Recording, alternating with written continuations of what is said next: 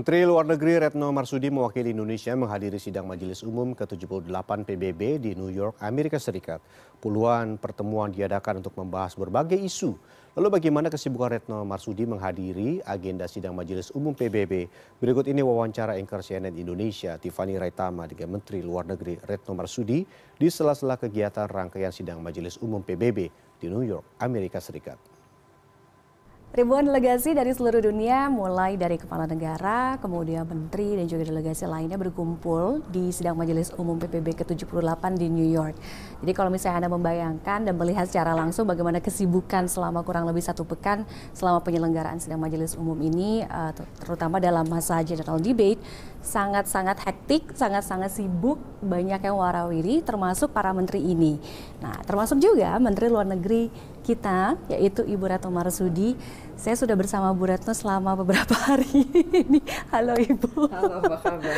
Masih kuat jalan ya? Kalau Ibu kuat, kenapa saya tidak kuat? Saya nggak ngebayangin ke jadi menteri. Gimana ya Bu? Dari pagi kita sampai sore, bahkan Ibu bisa sampai malam. Bisa di-share ke kita sebenarnya kalau Menlu kegiatan di PBB. Jadi ini kan kayak perhelatan tahunan yang besar ya, kayak arisan. Semua menteri luar negeri dari seluruh dunia berada di satu tempat selama 1 minggu penuh, dan mereka pasti akan memaksimalkan semua kesempatan ini untuk melakukan pertemuan bilateral, untuk menggagas pertemuan-pertemuan macam-macam. Jadi jadilah kita ini dari breakfast meeting sampai dinner, dan saya waktu hari pertama hari Senin itu hari Senin atau hari Selasa sampai udah lupa waktu. Tapi ada satu titik di satu hari yang pertemuan saya itu sampai 25. Jadi ada pertemuan yang misalnya cuma 5 menit, 10 menit, cuman kita perlunya apa? Pokoknya aku perlu kayak gini ya dari kamu ya, oke, bye-bye. Jadi singkat, padat, jelas pokoknya. Dan kebetulan karena saya sudah cukup sudah banyak teman, jadi kalau ketemu udah nggak perlu halo apa kabar, nggak perlu basa-basi. Jadi bilang gue minta dukungan ya, begini. Oke. Jadi cepet bisa menclok gitu. Karena saya mendapatkan permintaan permintaan pertemuan itu 80. Sementara kita 7 hari ya Bu ya? 5 hari. 5 hari kerja ya, 5 hari kerja. Tapi per hari ini kan kalau dihitung mungkin sudah 50 lebih. Jangan-jangan nanti 80 semuanya bisa terakomodasi. Plus pertemuan besar ya. Jadi ada General Assembly-nya, ada side event-nya, ada pertemuan menteri luar negeri untuk OKI, ada pertemuan menteri luar negeri untuk G77, banyak sekali kelompok-kelompok, dan memang kita harus ikut, dan karena suara kita tuh didengar.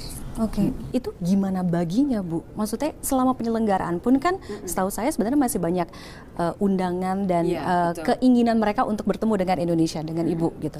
Jadi kalau jadwalnya tabrakan, karena kadang-kadang di 1 jam itu ada beberapa pertemuan yang Indonesia semuanya diundang. Itu biasanya saya bagi tugas dengan Pak Watap sama Pak Dubes ya. Kemudian saya bagi tugas dengan Pak Dirjen, terus kemudian saya sendiri ini, dan selalu ada delegasi yang jaga di GA Hall, General Assembly Hall, untuk memantau semua statement yang dilakukan oleh negara-negara selama high level week untuk SMU PBB. Karena kan sambil ada beberapa pertemuan ini kan di hall sidang Majelis Umum itu kan jalan terus, statement nasional jalan terus. Jadi ini merupakan pengalaman yang sangat menarik, dan kita udah tahu nih kalau udah 1 minggu ini, saya biasanya rata-rata 1 hari itu kan 12 km ya, untuk jalan maupun saya olahraganya gitu. Kalau udah di New York 1 hari itu saya bisa 21.000 step.